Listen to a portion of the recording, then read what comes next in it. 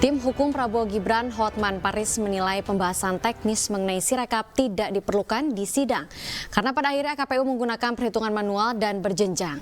Bahkan Hotman menyebut tim hukum Amin, Bambang Wijoyanto, selalu ngeyel tentang Sirekap. Pertama-tama saya mengucapkan terima kasih hormat yang setinggi-tingginya kepada Yang Mulia Bapak Arief Hidayat.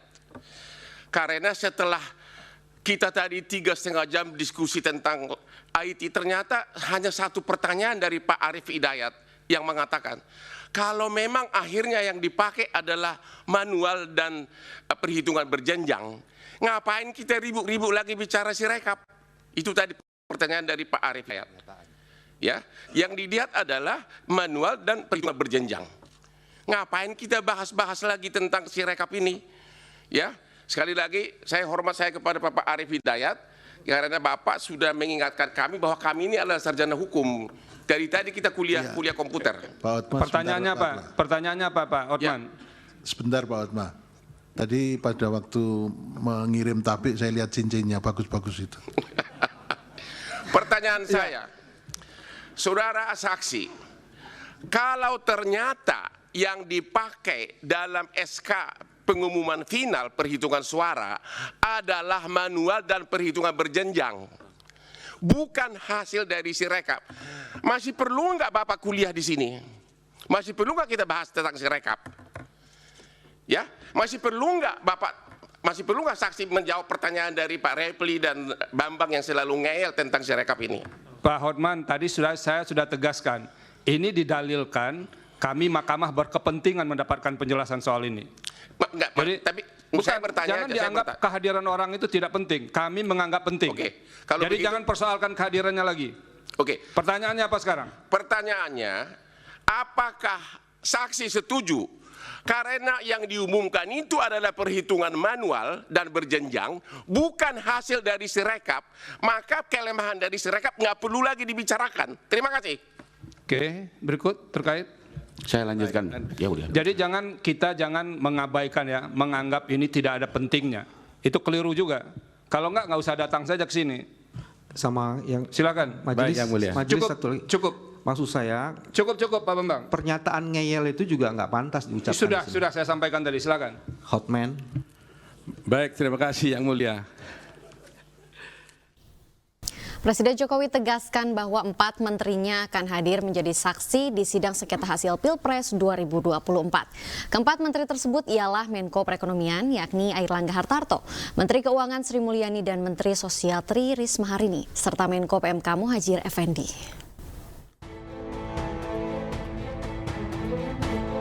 Mahkamah Konstitusi bakal memanggil 4 menteri Presiden Jokowi dalam sidang sengketa hasil Pilpres 2024 pada Jumat 5 April 2024. Keempat menteri tersebut adalah Menko Perekonomian Airlangga Hartarto, Menteri Keuangan Sri Mulyani, Menteri Sosial Tri Risma Harini, dan Menko PMK Muhadjir Effendi. Hari Jumat akan dicadangkan untuk pemanggilan pihak-pihak yang dipandang perlu oleh Mahkamah Konstitusi berdasarkan hasil rapat Yang Mulia para Hakim tadi pagi.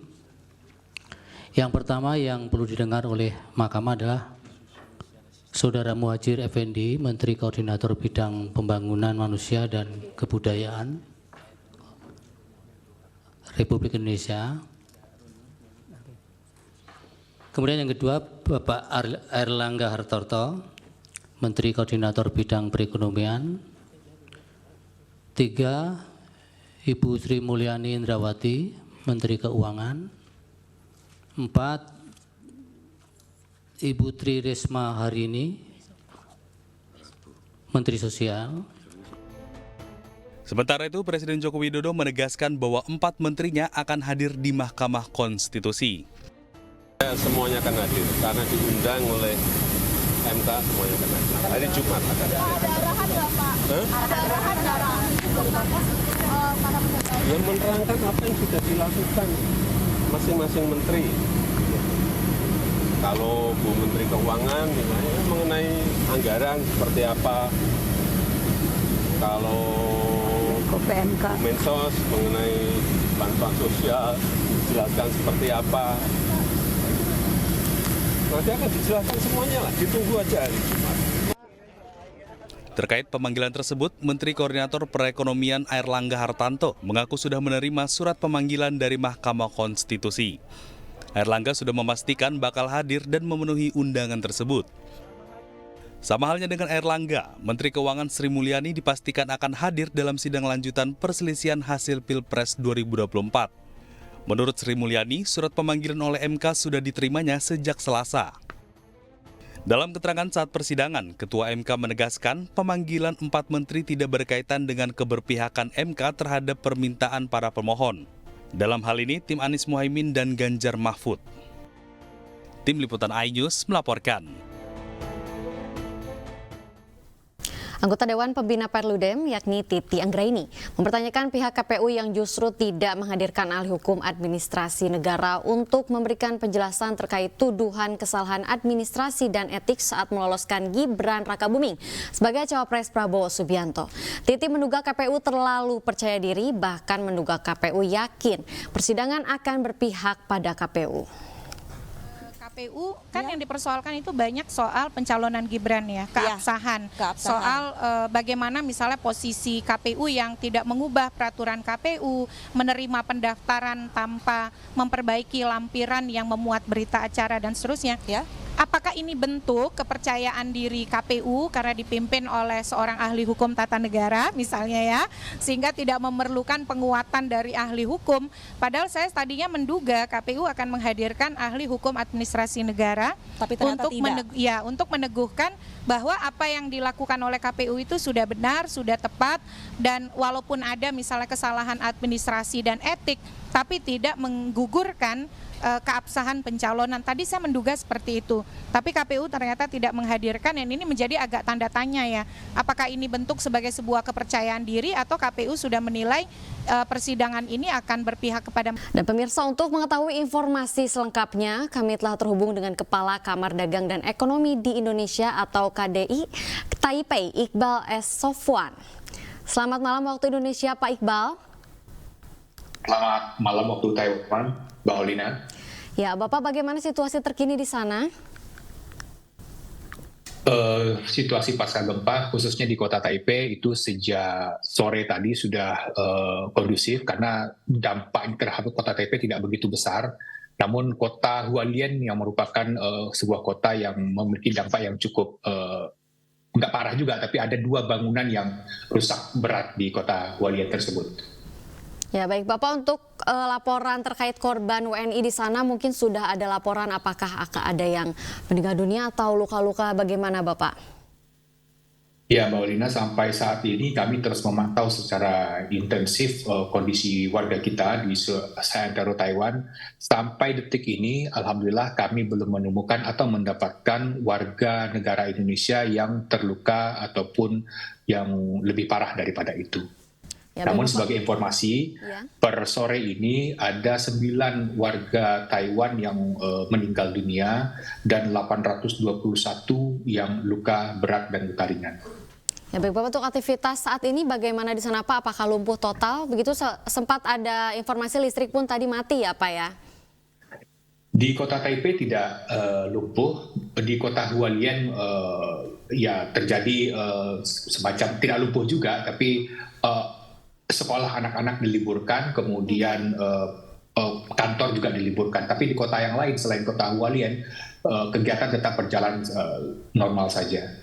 Ya Bapak, untuk hanya di ya. Untuk posko pengungsian nih Pak, di mana saja? Apakah di Taiwan sendiri di ibu kota ada posko untuk pengungsian selain di tempat pusat gempanya?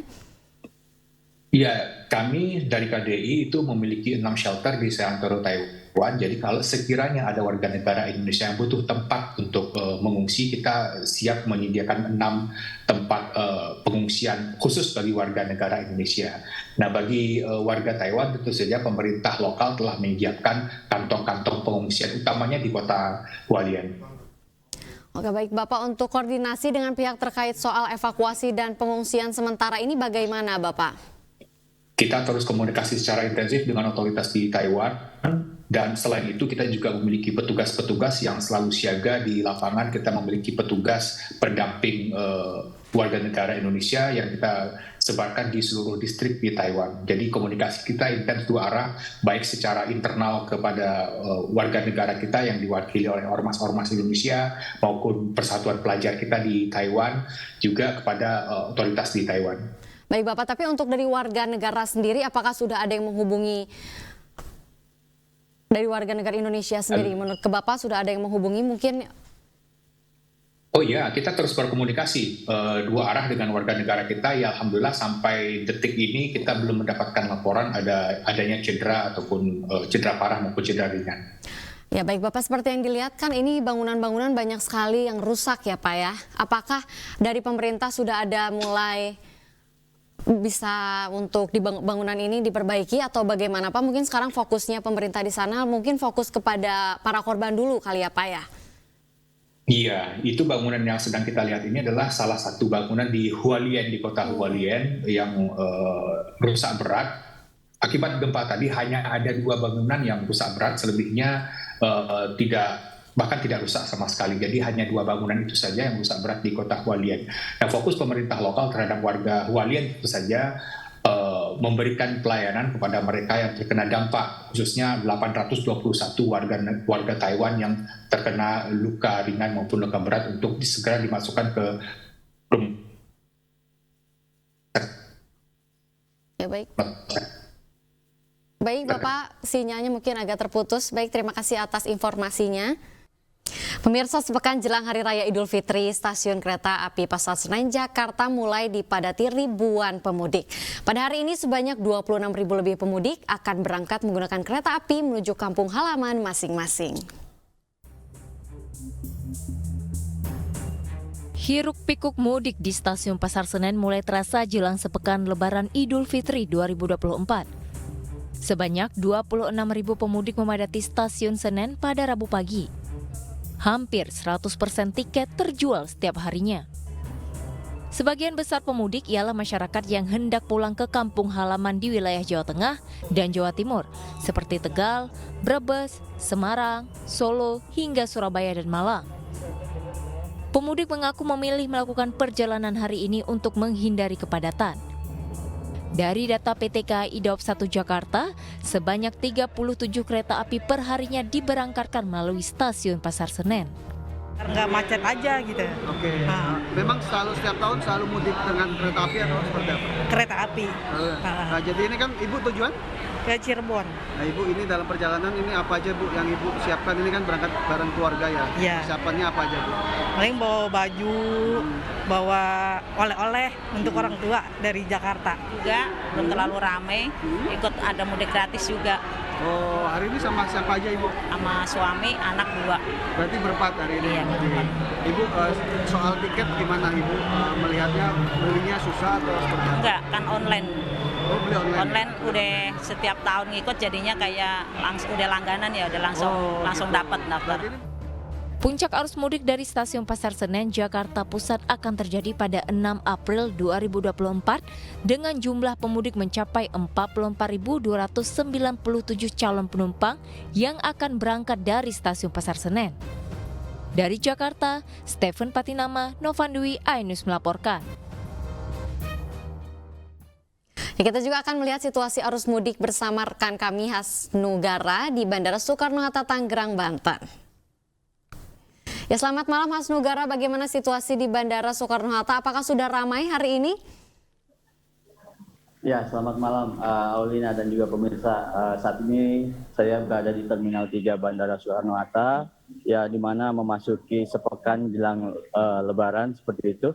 Memang untuk kepadatan penumpang untuk domestik, yang artinya para penumpang yang melakukan perjalanannya untuk melakukan mudik pada Lebaran tahun ini memang terjadi sudah pada pagi hari hingga sore tadi, di mana memang setiap terminal baik 1, 2, dan 3 para penumpang sudah memadati area pintu kedatangan maupun counter check-in untuk melakukan perjalanannya ke sejumlah destinasi daerah yang mereka tuju.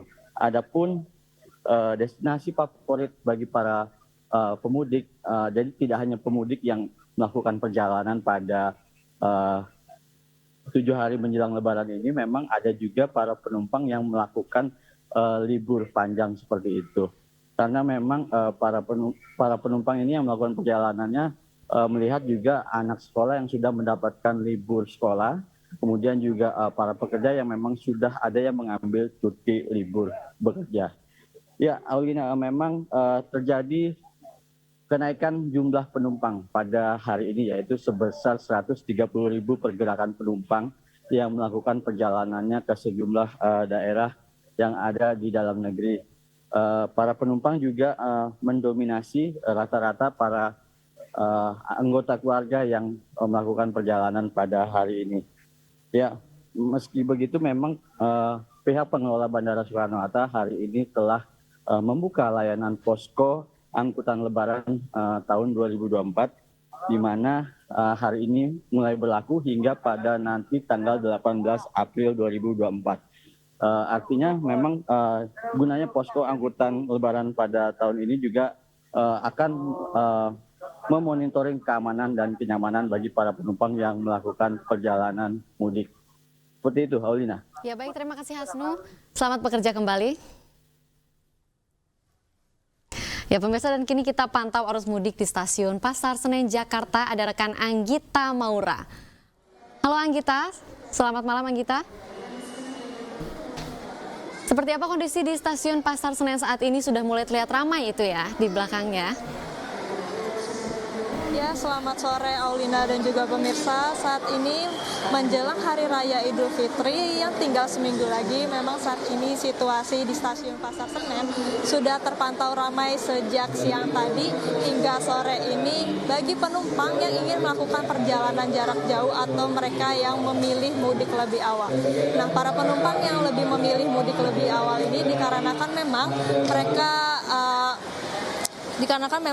menghindari kepadatan arus mudik dan atau lebih memilih menghabiskan waktu lebih lama di kampung halaman mereka. Dan dari informasi yang kami dapatkan dari PT KAI Daob 1 Jakarta, per hari ini 3 April 2024 telah menjual sebanyak 26.000 tiket dan hampir 100% tiket terjual per harinya. Sementara itu, menurut informasi yang kami dapatkan, PT KAI Daob 1 Jakarta juga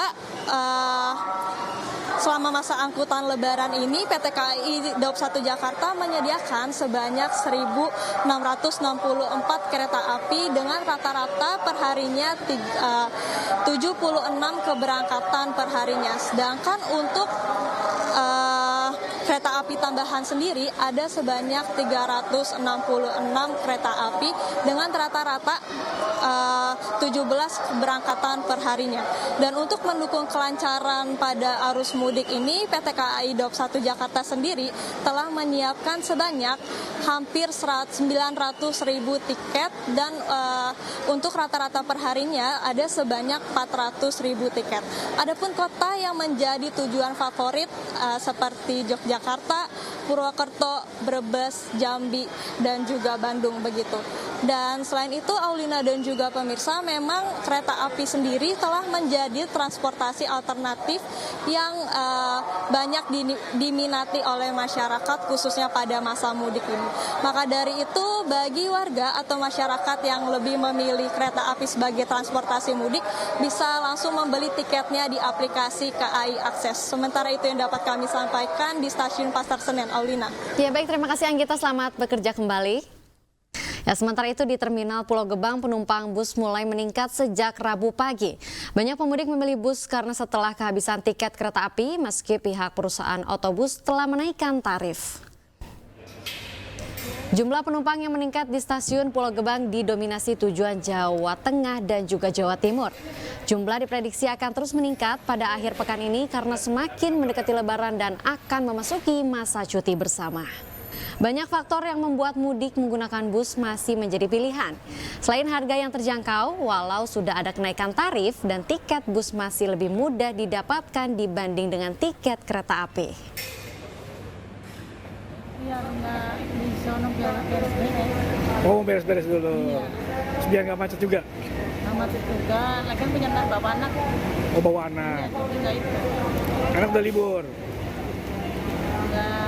repot banget kalau bawa anak, kalau mepet repot banget. Oh gitu ya, repot ya kalau pas lagi desak-desakan ya. Pulang mana Bu? Bumiayu. Bumiayu. Berdua aja Bu? Berdua. Nanti Bapak nyusul nanti ya. Kenapa milih bus Bu? Karena deket sih dari rumah. Oh dekat dari rumah. Di sana juga dekat? Naik kereta juga nggak dapet tiket juga Bang. Oh gitu ya, udah nggak dapet tiket. Di sana juga dekat. Oh di sana juga dekat? Ya. Sampai Lebaran nanti Bu dulu? Sampai Lebaran. 7 hari jelang Idul Fitri, arus lalu lintas di jalur Pantura Cirebon, Jawa Barat sudah mulai ramai dilalui pemudik. Para pemudik memilih berangkat lebih awal lantaran guna menghindari kepadatan di sejumlah titik rawan kemacetan. Pemudik sepeda motor mulai terlihat melintasi Jalan Pantura Pleret, Kabupaten Cirebon. Para pemudik melintas dari arah Jakarta mengarah ke Jawa Tengah dan Jawa Timur. Sejumlah pengendara mengatakan berangkat mudik lebih awal guna menghindari kemacetan di jalur Pantura Cirebon. Jumlah kendaraan yang melintasi jalur Pantura Cirebon diprediksi akan terus meningkat hingga beberapa hari ke depan. Mudik mau ke Tegal. Dari Depok jam berapa? Jam 11. Jam 11. Tadi di jalanan gimana Pak? Ya alhamdulillah lancar. Lancar. Iya. Sempat tersendat nggak di Bekasi atau di mana? Sementara itu, ratusan pemudik mulai memadati Pelabuhan Laurentius Sai Maumere, Kabupaten Sika, Nusa Tenggara Timur. Para pemudik berasal dari Jakarta dan Makassar menggunakan kapal laut milik PT Pelni KM Sini. Kebanyakan pemudik menuju berbagai wilayah mulai dari Pulau Adonara, Larantuka, Kabupaten Sika hingga Kabupaten ND. Penumpang asal Jakarta dengan tujuan Kabupaten Sika mengatakan memilih mudik awal menghindari penumpukan penumpang dan mendapatkan harga tiket yang jauh lebih murah.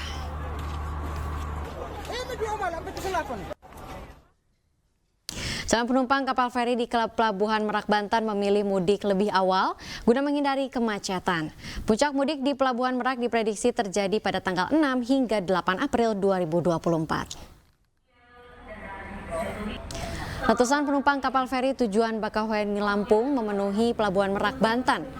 Calon penumpang kapal mengaku masih bisa mendapatkan tiket secara online agar bisa mengangkut pemudik PT ASDP Indonesia.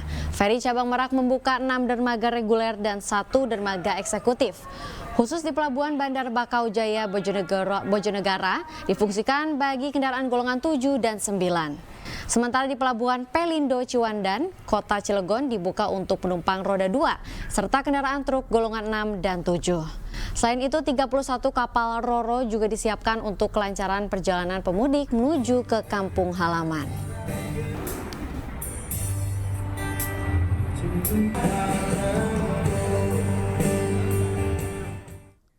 Pemirsa, sepekan jelang Lebaran, ribuan pekerja proyek pembangunan di Ibu Kota Nusantara mulai membadati Bandara Internasional Sultan Haji Muhammad Sulaiman Sepinggan, Balikpapan, Kalimantan Timur.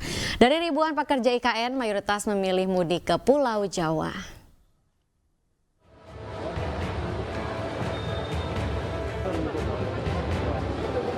Jelang mudik Lebaran Idul Fitri, Bandara Internasional Sultan Haji Muhammad Sulaiman Sepinggan, Balikpapan, Kalimantan Timur mulai dipadati oleh ribuan calon penumpang pekerja proyek konstruksi IKN.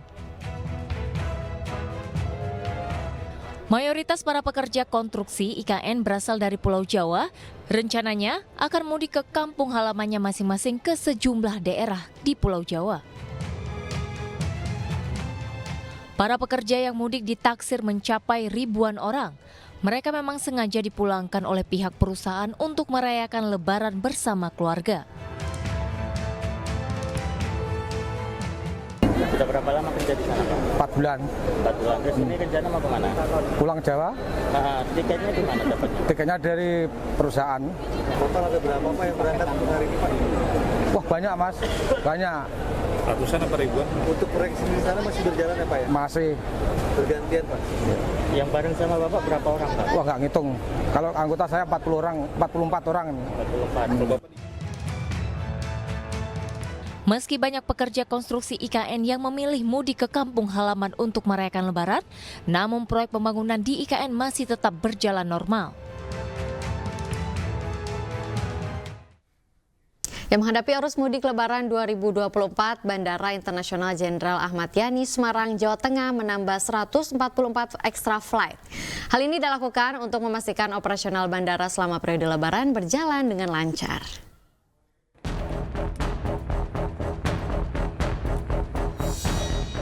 Memasuki H-7 Lebaran Idul Fitri 2024, peningkatan jumlah penumpang pesawat udara di Bandara Internasional Jenderal Ahmad Yani Semarang mulai meningkat. Sebanyak 58 penerbangan tersedia dengan jumlah penumpang mencapai lebih dari 6.000 setiap harinya. Meski belum mengalami peningkatan arus mudik secara signifikan, pihak pengelola bandara tetap menambah extra flight atas permintaan maskapai.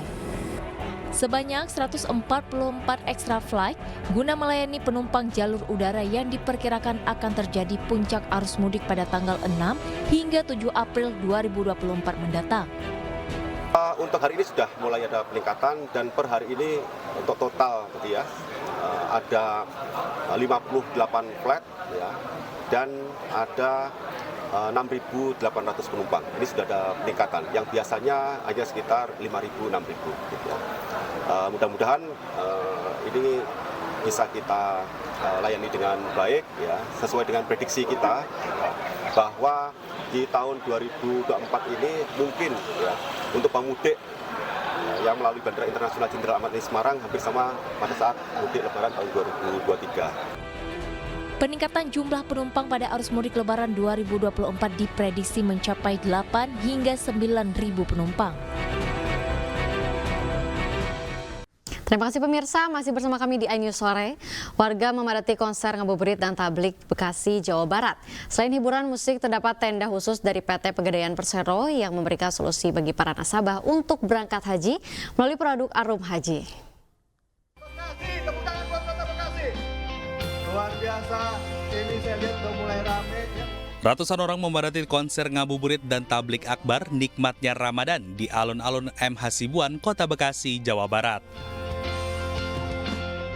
Selain itu, ada juga tausiah yang disampaikan Ustadz Mohay Atali dan Kiai Haji Nur Hayit menjelang berbuka puasa. Dalam acara ini, PT Pegadaian Persero turut mengenalkan produk Arum Haji yang memudahkan para nasabah untuk berangkat haji. Melalui produk Arum Haji, nasabah cukup menjaminkan emas 3,5 gram ke Pegadaian. Dengan cara ini, para nasabah bisa mendapatkan percepatan dari porsi ibadah haji. Program unggulan Pegadaian Syariah pada kegiatan hari ini adalah Arum Haji, di mana masyarakat bisa mendapatkan porsi haji dengan menjaminkan 3,5 gram emas di Pegadaian. Dengan modal itu maka masyarakat bisa mendapatkan percepatan dari sisi mendapatkan porsi ibadah haji. Itu. Unggulnya dari sisi Arum Haji ini adalah masyarakat memangkas waktu tunggu. Ya. Jadi kalau kebiasaan masyarakat kita kan nyimpan uang 25 juta baru untuk daftar. Maka Pegadaian memfasilitasinya dengan cukup emas 3,5 gram. Nanti atas emas itu dititipkan di Pegadaian, terus kami berikan pinjaman senilai 25 juta untuk daftar. Maka ada singkat waktu tunggu di situ yang diunggulkan oleh kita.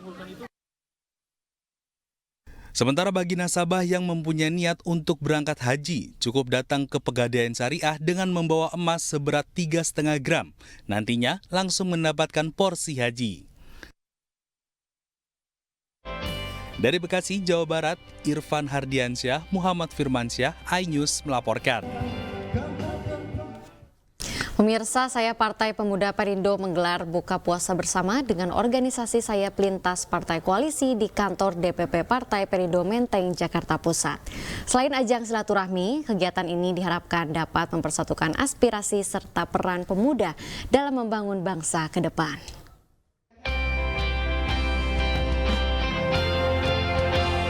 Suasana penuh kehangatan mewarnai jalannya acara buka puasa bersama saya Partai Pemuda Perindo bersama 10 organisasi sayap lintas partai, sejumlah organisasi masyarakat, dan 3 tim pemenangan muda lintas koalisi dari kubu pasangan Capres-Cawapres 01, 02, dan 03. Acara buka puasa bersama yang diisi berbagai kegiatan positif ini bertujuan untuk mempererat persatuan pemuda Indonesia di tengah perdebatan politik saat ini, serta duduk bersama untuk membahas peran pemuda untuk memajukan Indonesia. Ya, jadi pesan kami adalah bahwa pemuda Indonesia harus bisa bersatu, bahwa siapapun yang sudah terpilih sebagai presiden, kita pemuda Indonesia harus punya agenda bersama, supaya pemerintahan-pemerintahan ke depan ini akan bisa mewujudkan aspirasi pemuda juga. Semua kita bisa duduk satu meja dan kita bisa tetap ngobrol bareng. Dan saya sangat baik inisiatif ini, semoga ke depan bisa kita lebih akrab lagi, lebih guyup lagi, dan lebih asik lagi di anak-anak muda ya. Wamen Parekraf Angela Tanusudibyo yang juga Wakil Ketua Umum Partai Perindo bidang ekonomi digital dan kreatif mengajak para pemuda terus bersatu untuk mengukir masa depan Indonesia bersama. Pesannya adalah peran pemuda penting untuk pembangunan bangsa.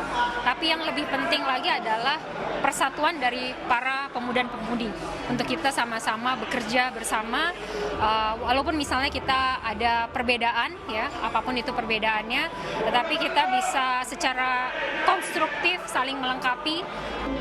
Acara buka puasa bersama ini turut dimeriahkan berbagai kegiatan yang membuat suasana semakin akrab dan harmonis. Dari Jakarta, Salam Rahmat, Muhammad Zulkarnain, iNews melaporkan.